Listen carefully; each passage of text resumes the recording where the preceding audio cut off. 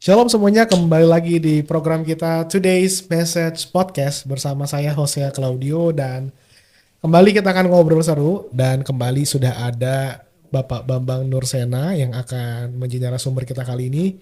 Apa kabar Pak Bambang? Baik, puji Baik, puji Tuhan. Tuhan. Oke.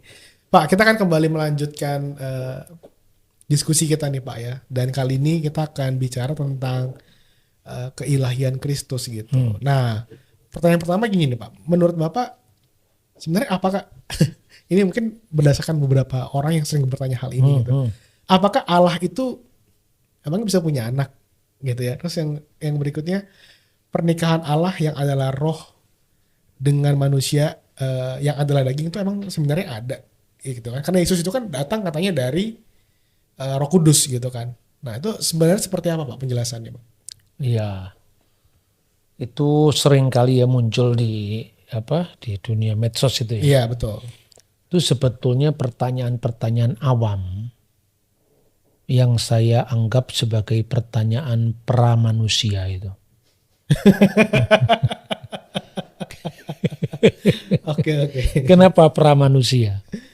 Manusia itu tahu batas-batas di mana istilah yang diterapkan bagi Tuhan itu beda dengan istilah yang diterapkan bagi manusia. Satu contoh misalnya, kata ada. Tuhan itu ada, manusia itu ada. Tapi adanya Tuhan itu beda dengan adanya manusia. Jadi kalau sekarang dia nelpon temennya, "Hey bro, kamu ada di mana?" "Saya ada di mall sekarang." Apa pertanyaan itu berlaku untuk Tuhan? Di manakah engkau? Kalau engkau ada di Yerusalem, mungkinkah engkau dalam waktu yang singkat pergi ke Surabaya? Kan enggak seperti itu. Iya, betul. Makanya saya katakan itu pertanyaan pramanusia karena belum matang dia disebut manusia gitu loh. Iya, iya. Jadi batas-batas dari disiplin ilmu dikaburkan. Iya. Dan pertanyaan yang awam begini sebetulnya pertanyaan wilayah belas kasihan. Karena apa? Ya pertama itu tadi, istilah putra Allah itu bukan berarti putra dalam pengertian anak beranak. Iya. Secara fisik ya. Satu contoh misalnya, kalau Tuhan itu punya anak, siapa bidannya? Kemudian tertawa. Ini pramanusia juga. Saya kadang-kadang ya bisa memahami ya. Karena apa? Selama ini belajar agama, belajar teologi itu sibuk ngurusi orang lain. Padahal opini-opini yang kita kembangkan untuk agama lain itu tidak sepenuhnya benar. Iya. Ya satu contoh misalnya, agama itu punya latar belakang masing-masing yang tidak bisa dipukul rata. Kenapa agama Hindu itu begitu toleran dalam bangunan teologinya? Karena posisi benar salah dalam Hinduisme itu tidak ditekankan dalam sebuah rumusan dogmatik yang kaku. Oke. Ini saya ngomong secara apa ya? Secara orang Indonesia. Saya tidak ngomong tentang agama saya sendiri, enggak. Saya ngomong secara orang Indonesia. Makanya dalam Hinduisme ada pandangan-pandangan yang mirip monoteisme seperti Hari Krishna. Ada yang mirip monisme panteisme seperti Upanishad. Karena keterbatasan pemahaman orang itu nggak bisa dipaksa. Misalnya ada orang berdoa di depan patung misalnya. Apa Tuhan tuh kira-kira pemarah? Betul. Masa Tuhan takut sama patung? Tapi artinya orang ini belum sampai kepada pemahaman yang benar. Itu bukan wilayah kebencian untuk dikutuk-kutuk, untuk disalahkan. Tapi wilayah edukasi yang harus dicerahkan. Nah ini contoh, makanya dari sistem keagamaan yang memberi ruang kepada perbedaan itu yang melahirkan Bhinneka Tunggal Ika, Tanhana Dharma Mangruwa. Nah beda agama-agama yang berciri politis. Sesuatu yang di luar dirinya itu menjadi lawan. Kita diingatkan oleh Tuhan Yesus. Yesus didatangi oleh Yohanes. Lihatlah ada orang mengusir setan atas namamu padahal dia bukan pengikut kita. Apa Yesus menjadi militan seperti mereka di luar pagar ortodoksi kita? Enggak. Jangan kamu cegah dia. Karena tidak seorang pun bisa melakukan misalnya pengusiran setan sekaligus mengumpat Yesus. Kenapa orang ini bukan lingkungan kita tapi bisa mengusir setan atas nama Yesus? Berarti kan ada iman. Hanya imannya belum sampai kepada iman yang paripurna. Ya. Tidak seorang pun seorang pun yang memberi kamu makan, memberi kamu minum secangkir air tidak mendapatkan upahnya, kira-kira seperti itu. Ya. Barang siapa memberi aku secangkir air karena kamu pengikut Kristus, dia tidak kehilangan upahnya. Dan dalam konteks sosial, barang siapa tidak melawan kita, dia ada di pihak kita.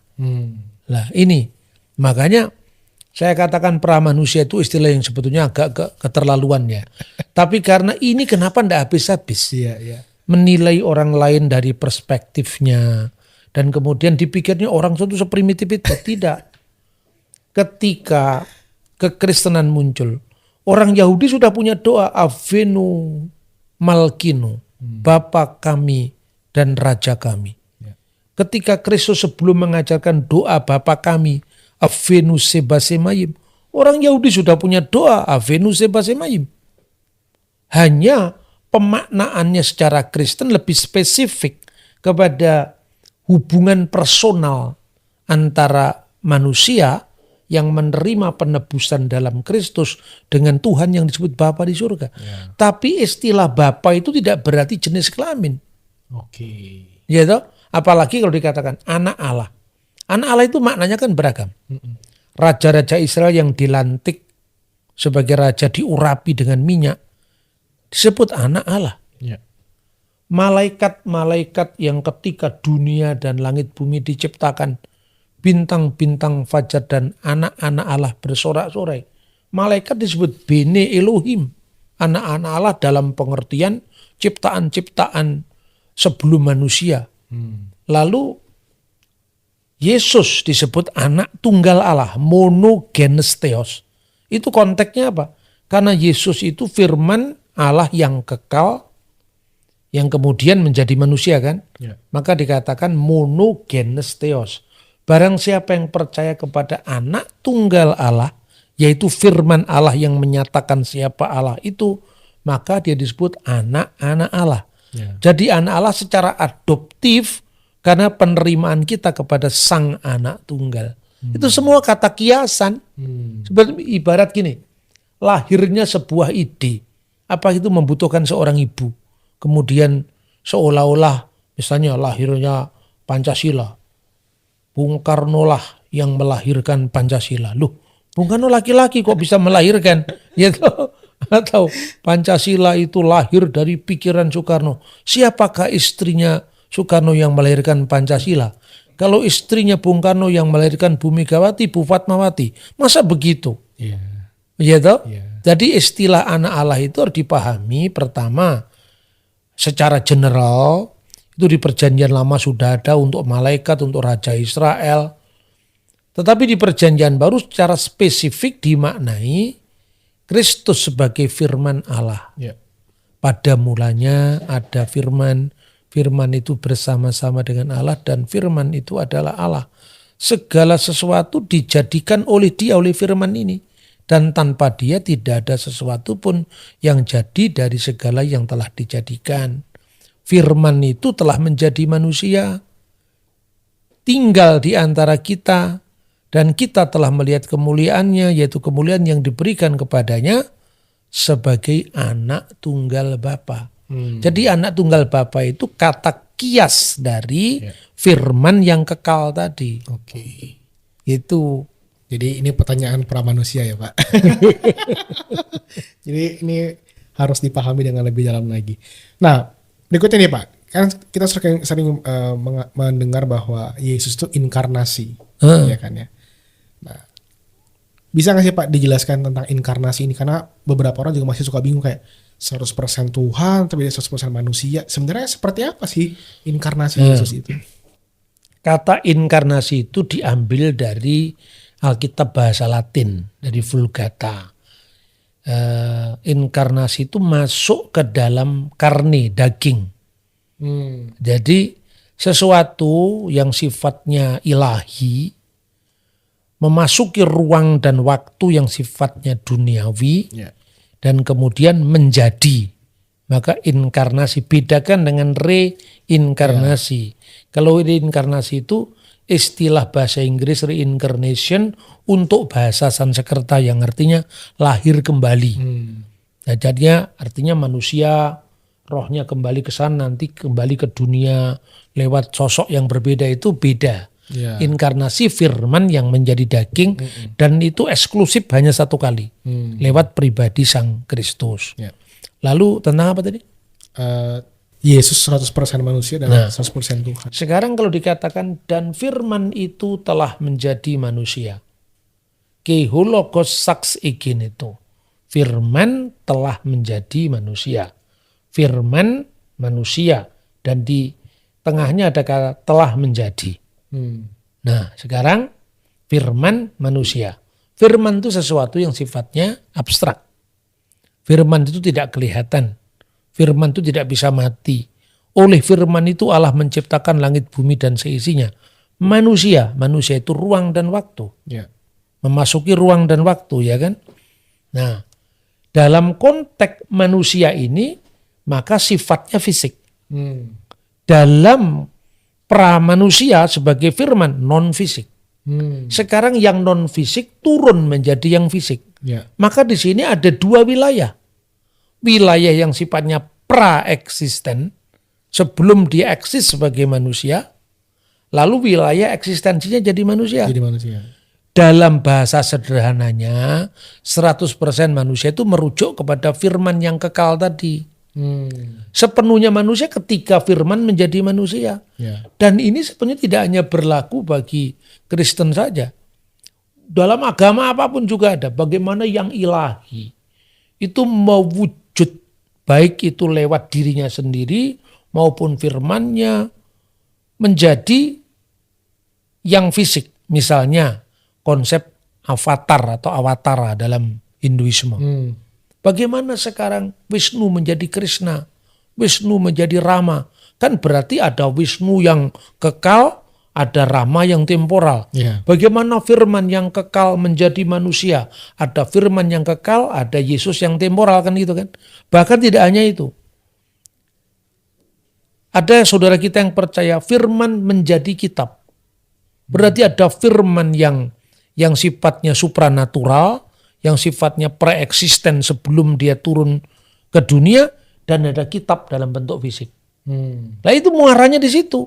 Lalu dikatakan firman Allah itu kekal, Pak. Ya kekal. Tapi kok kenapa ketika firman jadi buku, bukunya bisa rusak? Loh yang rusak kertasnya. Ya kan? Maka firman menjadi manusia. Kok Yesus mati? Dia yang dibunuh dalam keadaannya sebagai manusia. 1 Petrus pasal 3:18. Jadi bahasa teologis itu untuk menjembatani antara apa yang abstrak dan yang konkret. Apa yang metafisik dan apa yang fisik gitu loh. Iya. Oke. Ini lebih ke apa namanya? Pendefinisian dari bahasa. Pendefinisian dari bahasa teologis ini. Bahasa teologisnya. Ya. Oke, nah berikutnya nih Pak.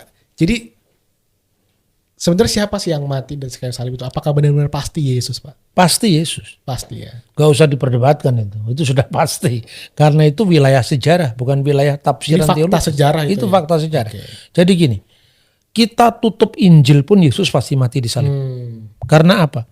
Tidak ada catatan sejarah sejaman yang meragukan atau menyangkalnya.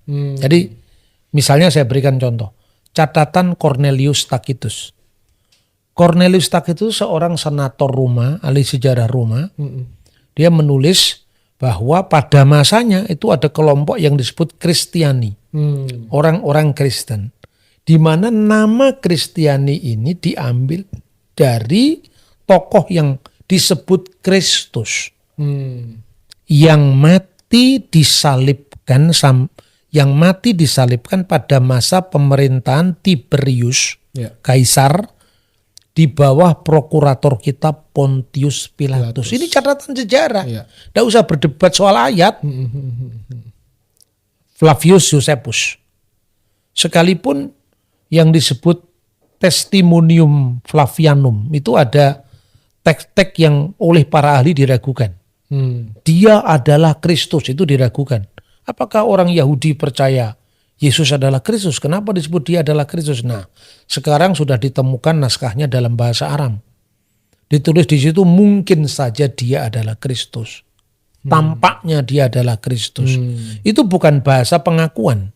Yang kedua, dia adalah Kristus itu karena istilah Kristus dalam bahasa Yunani tidak sekuat dalam bahasa aslinya Hamasia.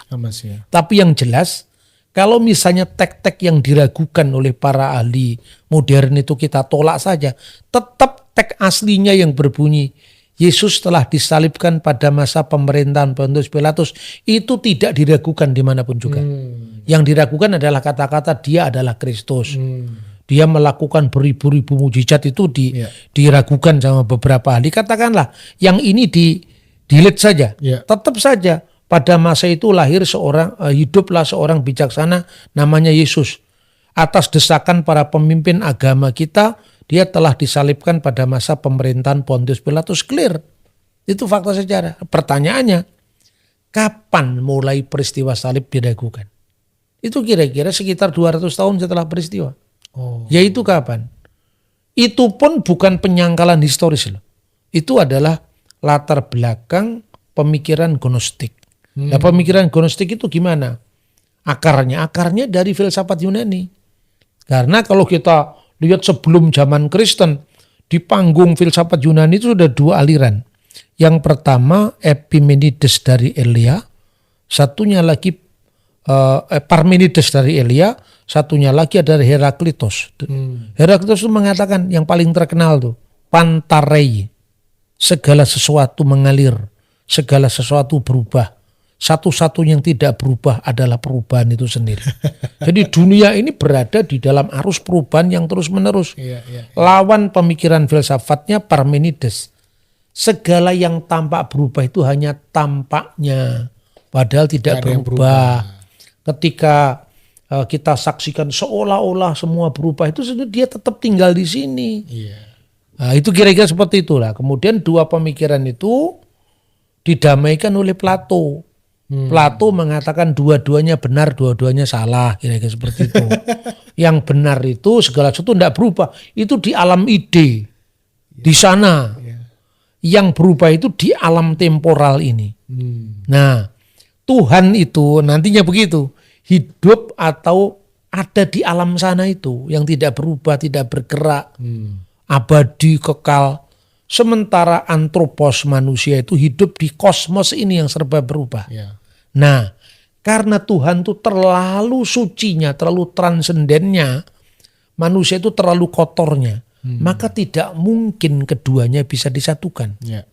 Maka diperlukan entitas pengantara yang bukan theos, bukan kosmos, yang bukan Tuhan, bukan ciptaan alam semesta, yang bukan Tuhan, bukan manusia.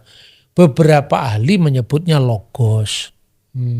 Nah, lalu orang-orang ini kemudian salah paham lagi. Oh, Kristen itu Yohanes pasal 1 himne neoplatonis. Kaya ngerti-ngerti ya toh neoplatonis itu apa? Belajar filsafat juga belum tamat, tapi gayanya itu loh. Terus saya bilang, kamu udah baca Agustinus belum? Orang Kristen harus baca ini. Santo Agustinus itu mengatakan, saya sudah semua belajar filsafat Yunani, tapi satu yang tidak pernah saya jumpai di sana. Firman itu telah menjadi manusia. Kehulogos sax egin itu. Saya sudah menemukan semua aliran filsafat. Tidak pernah ada yang firman menjadi manusia. Jadi inti pemikiran Yohanes justru menghantam filsafat Yunani neoplatonis. Neoplatonis mengatakan theos itu tidak mungkin bersatu dengan kosmos. Tetapi dia mengatakan bahwa logos yang ada di intermediary being yang bukan theos, bukan anthropos, ini oleh perjanjian baru, logos ini adalah theos, logos ini telah menjadi manusia, anthropos, telah menjadi daging. Jadi semua menyangkal telak filsafat Yunani. Yunani mengatakan logos itu bukan theos. Injil Yohanes, ke theos en o logos. Keulogos en prostontion ketheos en ologos. Firman itu bersama-sama dengan Allah. Allah sendirilah firman itu. Wow. Terus kedua, ketheos sax egen itu. Dan firman itu menjadi manusia. Sudah bubar filsafat Yunani. Nah kemudian muncul ajaran Korintus, Markion yang merevisi perjanjian baru. Yang tadi oleh Paus Yohanes Paulus II disebut menempuh jalan sesat Markion yang membedakan Allah PL dengan Allah PB. Muncullah kelompok baru yang namanya Basilides. Basilides itu mengatakan kira logikanya begini. Karena firman tidak benar-benar jadi manusia, maka tampaknya saja manusia. Dan itu sudah disinggung oleh Yohanes. Dalam 1 Yohanes pasal 4 ayat 1 sampai dengan ayat 3. Bahwa roh-roh antikristus itu roh yang tidak mengaku firman telah menjadi manusia. Makanya dibuktikan Yesus benar-benar memang disalib. Tapi dia bangkit kan? Iya. Tapi dari Korintus kemudian muncul bidat Markion. Markion itu ajarannya namanya dokotisme. Dokein itu hanya tampaknya. Tampaknya manusia padahal bukan manusia. Karena tampaknya saja manusia. Dia hanya seperti entitas bayangan, bukan entitas yang nyata. Maka muncul ketika saksi-saksi mata para rasul itu sudah pada mati, pada wafat, muncul generasi ketiga dan keempat. Generasi ketiga dan keempat itu orang dipikir ini saksi mata sudah pada mati semua. Ajaran baru muncul. Karena Yesus itu tidak benar-benar jadi manusia, bagaimana mungkin bayangan bisa disalib? Tidak.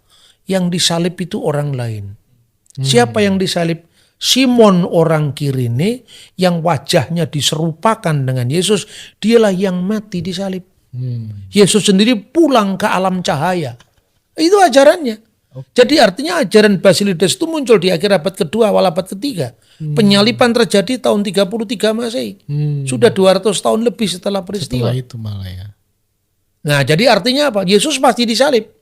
Iya, iya. Jangan berdebat lagi itu fakta sejarah. Itu wilayah sejarah, bukan wilayah spekulasi teologis.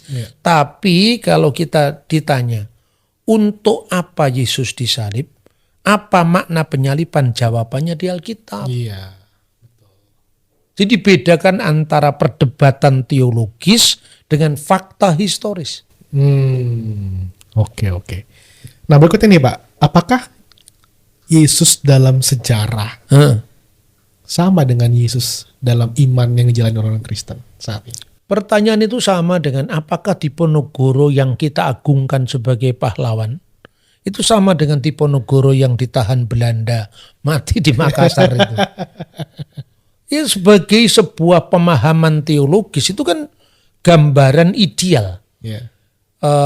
Konsep ide-ide yang diformulasikan.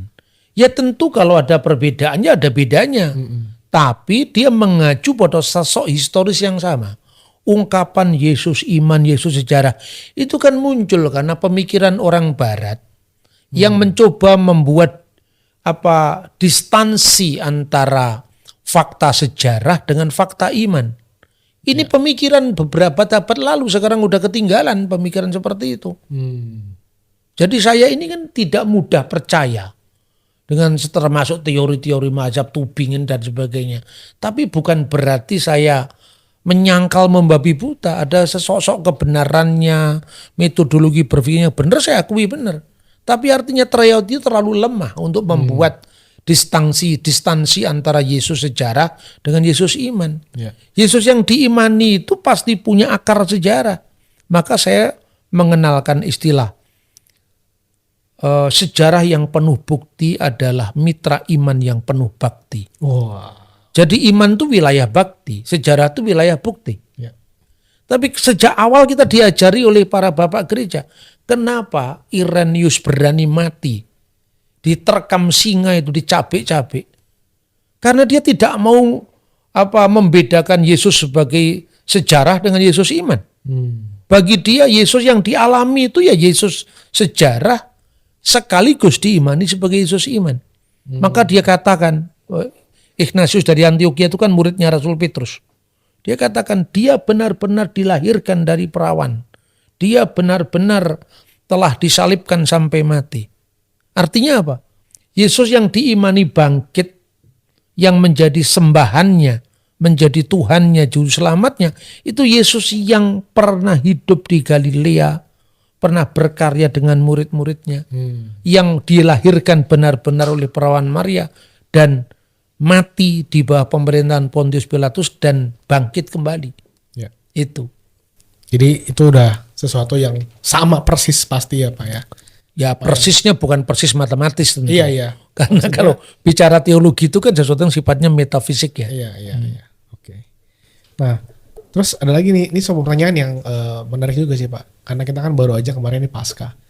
Sebetulnya siapa sih yang membangkitkan Yesus itu? Nah, ini juga orang-orang modern yang mulai otak-atik itu teks yang dianggap berbeda. Sekarang saya berikan contoh ya, ini ayatnya. Ya. Ayat yang sama. Sekarang kita mau bicara siapa? Bicara tentang Paulus yang nulis 2 Timotius dan Paulus yang sama yang menulis Roma. Ini orang yang sama. Ya. Perhatikan. Roma pasal 10. Bentar saya cari ayatnya. Ayat 9.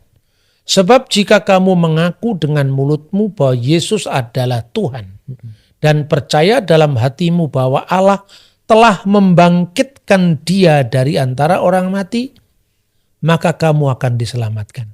Jadi siapa yang membangkitkan Yesus? Allah. Allah itu adalah subjek yang membangkitkan. Ya.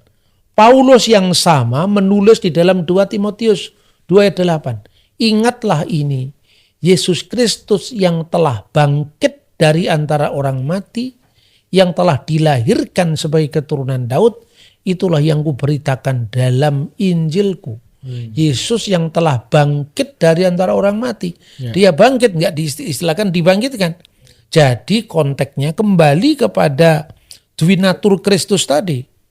Ya. Kristus sebagai firman Allah, itu kan satu dengan Allah yang memiliki firman. Satu dengan Allah yang memiliki roh. Jadi Bapa, Firman dan Roh Kudusnya dalam keabadian. Ya kan? Ya. Nah, satunya Firman yang telah menjadi manusia. Dalam konteks Firman yang telah menjadi manusia, dia dibangkitkan. Dalam konteks Yesus sebagai firman Allah, dia bangkit. Iya, Apanya yang dipersoalkan? Ya? Iya. Tinggal lihat dari sudut pandang mana. Betul. Makanya sekarang gini loh. Teolog-teolog modern, para pengkhotbah, jangan lupa pada akar sejarah kita. Kamu boleh secerdas apapun, tapi kamu hidup 2000 tahun setelah peristiwa. Iya. Ini tulisan-tulisan yang sejaman. Iya. Tulisan yang sejaman, bukan hanya Paulus. Sekarang kita lihat nanti kalau Paulus disalahpahami pencipta agama Kristen kan gitu. Iya. 1 Petrus pasal 1. Ini Petrus yang utama di antara para rasul, yang paling senior. 1 Petrus 1 ayat 21. Oleh dialah kamu percaya kepada Allah yang telah membangkitkan dia dari antara orang mati. Dan yang telah memuliakannya sehingga imanmu dan pengharapanmu tertuju kepada Allah. Jadi konteksnya Yesus dalam kemanusiaannya, dia dilahirkan oleh Bunda Maria. Dalam konteks Yesus dalam kemanusiaannya, dia dibangkitkan oleh Bapaknya. Dalam konteks Kristus sebagai firman Allah, dia bangkit karena dia firman. Iya kan? Iya. Jadi tergantung kita lihatnya dari sudut pandang. Ya, makanya kembali kepada ajaran mula-mula. Apa Rasul Yohanes mengatakan? Kalau kamu tinggal dari semula, apa yang kamu warisi dari semula. Dari semula itu ndak usah ngomong teologi lah. Ngomong sejarah saja, ndak ada Indonesia di bawah Prabowo tanpa melihatnya Jokowi SBY, SBY Megawati Gus Dur, ya toh? Gus Dur, Soeharto Soekarno, Soekarno Hindia Belanda, kan itu masih terus ada kesinambungan. Nggak mungkin langsung Indonesia itu muncul tiba-tiba. Begitu juga kalau kita bicara tentang sejarah, ya tentu kita lihat ini Ignatius dari Antioquia ini memang bukan penulis Alkitab. Dia muridnya yang nulis Alkitab. Ayo lebih pilih mana? Teolog abad 20 atau murid yang nulis Alkitab? Ini soal sejarah, bukan soal kamu mau Protestan, mau bukan Protestan, mau Katolik, mau bukan Katolik. Ini wilayah iman yang universal. Gitu. Jadi kan Bapak sempat bilang ya ngomong soal agama ciptaan Paulus. Nah itu gimana tuh Pak? Karena banyak orang yang mengatakan hal itu kan, nih Kristen nih jangan-jangan nih agama ciptaan buatan Paulus gitu kan, karena ada di perjanjian baru gitu kan munculnya Kristen ini. Pertama, itu termasuk pemikiran setengah jadi itu. Kalau tadi pramanusia ini setengah jadi. Pertama gini, jangan membayangkan dunia perjanjian baru itu dunia individualis liberalis. Kalau dunia sekarang ini dunia individualis, satu orang bisa menciptakan segalanya kalau dia punya duit, punya kuasa. Coba perhatikan ketika para rasul bersidang di Kisah Rasul pasal 15. Putusan mereka itu dirumuskan ketika surat hasil putusan mereka dikirim ke Antioquia atas keputusan Roh Kudus dan keputusan kami. Jadi tidak ada itu Paulus pribadi. Paulus bahkan mengkonfirmasikan ajarannya kepada para saksi mata di Yerusalem. Dia nginap di rumah Petrus sebelumnya, karena dia punya keyakinan Tuhan telah memilihnya sebagai rasul bagi bangsa yang tidak bersunat. Dia meneguhkan panggilannya pergi ke Arab 3 tahun. Kenapa dia pergi ke Arab? Karena dalam pemikiran perjanjian lama yang pluralisme hukum, itu ada hukum yang berlaku bagi orang Yahudi, ada hukum yang berlaku bagi bangsa-bangsa. Kalau orang Yahudi, hukum yang berlaku bagi bangsa-bangsa itu namanya Sefa Mishvot Bene Noah. 7 hukum bagi keturunan Nuh. Sementara hukum yang berlaku bagi Yahudi itu Taryak Mishvot Mose, 613 hukum Musa. Sekalipun bilangan 613 itu dari para rabi setelah perjanjian baru, tapi akarnya PB dan akhirnya tulisan rabbinik ini kan sama dari Torah. Kan gitu kan? Nah sekarang ketika para rasul bersidang, apa yang mereka sidangkan? Apakah orang bukan Yahudi harus disunat dulu dan melakukan hukum Musa untuk terima Yesus? Para rasul bersidang untuk menghadapi orang-orang Yudea, artinya orang Yerusalem, yang mengajarkan pada umat di Antioquia, kamu disunat dulu, baru kamu menuruti hukum Musa, baru kamu dibaptis. Loh nggak bisa begitu. Paulus konsisten dengan apa yang dialaminya. Kenapa dia menolak menyunatkan Titus? Karena Titus Yunani. Dalam surat Galatia. Karena Titus itu orang Yunani. Pertanyaannya, Paulus melanggar Taurat. Taurat mana yang dilanggar Paulus? Karena sejak semula memang orang bukan Yahudi tidak sunat. Nah, karena Titus itu orang Yunani, Paulus tidak mau menyunatkan dia. Tapi Paulus menyunatkan Timotius. Karena Yahudi. Jadi justru Paulus menegakkan hukum Yahudi. Makanya jangan orang kesen mikir sak gelemu dewe mau sendiri. Terus kamu bikin mazhab sendiri. Ya toh, kamu baca sekarang tulisannya Yakub Emden. Itu rabi Yahudi yang terkenal sekali di abad 18. Namanya Yakub Emden. Dia membela Paulus. Paulus tidak salah. Di mana salahnya Paulus? Justru dia memperkenalkan aturan Taurat tentang pluralisme hukum kepada bangsa-bangsa lain. Nah, kembali ke Kisah Rasul 15 tadi. Rasul-rasul bersidang. Apa yang pertama dia lakukan? Karena mendengar berita tentang orang harus disunat dan melakukan hukum Musa, baru mereka dapat selamat. Asumsinya ini melanggar hukum Taurat. Karena Taurat tidak pernah memaksakan sunat kepada mereka yang bukan Yahudi. Kalau ada orang asing, ya, ini aturan dalam kitab Imamat, kitab Keluaran. Kamu harus berlaku adil terhadap orang asing. Karena kamu pun dulu orang asing di tanah Mesir. Jikalau ada orang asing itu orang asing yang di pintu gerbang yang lalu lalang untuk berdagang. Itu tidak dipaksa Yahudi. Kamu boleh tetap makan babi, boleh kamu makan onta, boleh, nggak ada masalah. Itu orang asing yang namanya ger hasa'ar, orang asing di pintu gerbang. Lah orang asing yang kedua itu ger hager, orang asing yang benar-benar asing. Orang asing yang menetap. Nah, kalau orang asing cukup mematuhi hukum Nuh tadi, ada 7 7 aturan. Pertama, penyelenggaraan mahkamah yang adil. Dinin. Kedua, Abu Dzarah, tidak melakukan penyembahan berhala. Ketiga, Kililat Hashem, hormat kepada Tuhan, tidak menyangkal Tuhan. Keempat, itu adalah Sefikut Damim, darah, pertumpahan darah. Yang kelima, itu adalah Gilui Arayot. Gilui Arayot itu percabulan, imoralitas seksual. Yang keenam, Efer min hakai, memakan daging yang mati dicekik, binatang yang mati dicekik. Dan kemudian yang ketujuh itu gesel, tindakan perampokan, pencurian. Ini hukum 7. Ya. Setiap orang asing yang mematuhi 7 hukum Nuh ini, dia disebut hasyidi umat ha'olam, umat asing yang baik.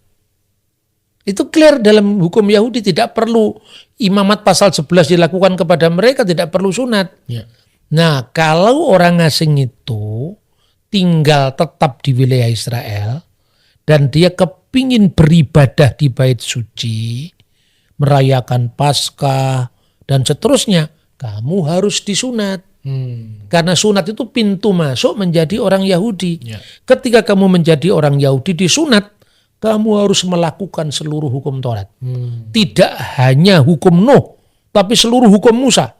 Tidak boleh makan daging binatang yang disendi pangkal paha, harus merayakan Sabat, tidak boleh makan babi, tidak boleh makan onta, tidak boleh makan kelinci, tidak boleh makan cumi, tidak boleh makan belut, ikan patin yang tidak bersih, tidak boleh semua. Nah, Paulus salahnya di mana? Kalau kamu menyunatkan diri, kamu harus melakukan seluruh hukum Taurat. Ini justru ajaran Yahudi. Iya. Karena orang-orang Eropa pada saat itu kadung bermusuhan dengan Yahudi, tidak sempat belajar bagaimana Yudaisme, dia mengembangkan pikiran sendiri. Pauline Christianity versus Petrinian Christianity. Jadi kekristenan Paulus bertentangan dengan kekristenan Petrus, ngedabrus ini. Kemudian didamaikan oleh Johannine Christianity. Saya menghormati setiap pemikiran. Iya. Tapi pemikiran yang lepas konteks dari sejarah, saya tidak bisa terima. Karena apa? Pertama sekarang, batu ujinya, tolak ukurnya. Saya berikan contoh. Soekarno-Hatta kan dulu duit tunggal. Iya. Pernah pecah. Benar nggak? Waktu duit tunggal ini pecah, muridnya Hatta membela gurunya Hatta. Muridnya Soekarno membela Soekarno gurunya. Contohnya, Cak Ruslan Abdul Ghani. Karena saya pernah ketemu sama beliau ketika saya menulis buku saya, Religi dan Religiositas Bung Karno. Buku saya ini menulis tentang spiritualitas Bung Karno. Dikasih kata pengantar Presiden Republik Indonesia Gus Dur, tokoh-tokoh agama Islam, Kristen, Hindu, Buddha. Terakhir saya ragu-ragu, bener nggak apa yang saya tulis ini? Iya toh? Saya ketemu sama Ibu Hartini, oh bener begitu. Bung Karno dulu hafal Bhagavad Gita. Bung Karno juga tahu tentang Khatut Demir. Pergi belajarlah kepada semut dari Amsal Sulaiman. Oh ternyata bener. Saya dulu kan hanya membaca. Saya ketemu Mr. Nakajima di Jepang. Lalu terakhir ini, Jubir Osman, juru bicara Manipol Osdek. Itu adalah Cak Ruslan Abdul Ghani. Datang ke Blitar. Difasilitasi oleh wali kota Blitar waktu itu Mas Jarod Saiful Hidayat. Saya ketemu dengan beliau. Saya wawancara. Cak Ruslan, benarkah Bung Karno begini? Betul. Tapi dia membela sekali Bung Karno. Ketika Bung Karno ditulis salah, oh ini enggak benar, Bung Karno tidak seperti ini. Ini murid ideologisnya Bung Karno. Nah, seperti itu kira-kira. Kalau seorang tokoh pernah konflik, apalagi konflik pemikiran yang nyaris memisahkan, itu pasti generasi setelahnya mencatat. Saya kembalikan kepada Paulus. Paulus kalau dianggap bertentangan dengan Petrus, pernah tidak muridnya Petrus menyaksikan pertengkaran gurunya dengan Paulus? Muridnya Paulus menyaksikan pertengkaran gurunya dengan Petrus? Tidak pernah ada. Justru kalau kita membaca naskah-naskah Bapak Gereja, muridnya Petrus, muridnya Yohanes, muridnya Paulus tidak pernah ngomong ada pertentangan di antara mereka. Saya selalu membangun argumentasi dari sejarah. Saya tidak peduli kamu mau Katolik, mau Protestan, mau Ortodok. Itu bukan wilayah saya. Wilayah saya adalah wilayah sejarah. Saya selalu tunjukkan. Coba kamu baca Ignatius dari Antioquia. Dia muridnya Yohanes. Dia mengatakan agar kita meneladani Paulus. Iya. Coba lihat Clement dari Roma. Dia muridnya Paulus. Dalam segala hal kita meneladani Petrus sama Paulus. Polikarpus dari Smyrna. Dia muridnya Yohanes, mengerti dalam segala kita tidak sebanding dengan Paulus. Bayangkan Ignatius dari Antioquia, muridnya Petrus sendiri dan muridnya Yohanes. Polikarpus dari Smyrna, salah satu dari jemaat kitab Wahyu kan Smyrna itu. Yeah. Itu mengatakan Paulus tidak ada masalah dengan Petrus. Satunya lagi Clement dari Roma. Ini murid-muridnya para rasul seperti Cak Ruslan muridnya Soekarno. Tidak ada jejak apapun pertentangan. Lah ini orang-orang Tubingen dari Jerman bikin teori semacam itu sumbernya dari mana? Hanya asumsi. Oh, teksnya surat Paulus ini berbeda dengan surat yang lain, berarti dari sudut kritik sastra, kritik bentuk ini pasti nggak ditulis oleh Paulus. Gitu loh misalnya. Terus kemudian surat Galatia dipisahkan dari surat yang lain. Dan ini kan kreasi modern, kreasi liberalisme modern. Ini saya melihat bahwa, makanya saya selalu mengatakan, lihat pada akar sejarahnya. Abad pertama, kedua, ketiga, keempat. Nanti kalau nyeleneh ini yang harus diadili, yang nyeleneh ini. Kalau dari awal tidak ada perbedaan, kenapa kamu bikin perbedaan? Kira-kira seperti itu. Tapi yang jelas tidak ada Taurat yang dilanggar Paulus. Wow, mantap banget nih. Thank you banget nih Pak Bambang buat penjelasan dan saya ini bisa menjadi sesuatu yang memberikan insight pengertian kepada kita. Jadi belajarlah semuanya tuh secara komprehensif ya. Nah, secara holistik. Ya. Jadi jangan cuma comot. Dan tidak bisa satu kali saja. Betul. Harus terus menerus. Sekali lagi thank you Pak Bambang Nursena dan saya percaya ini memberkati kita semua. Sampai jumpa di episode selanjutnya. Tuhan Yesus memberkati. Shalom. Shalom.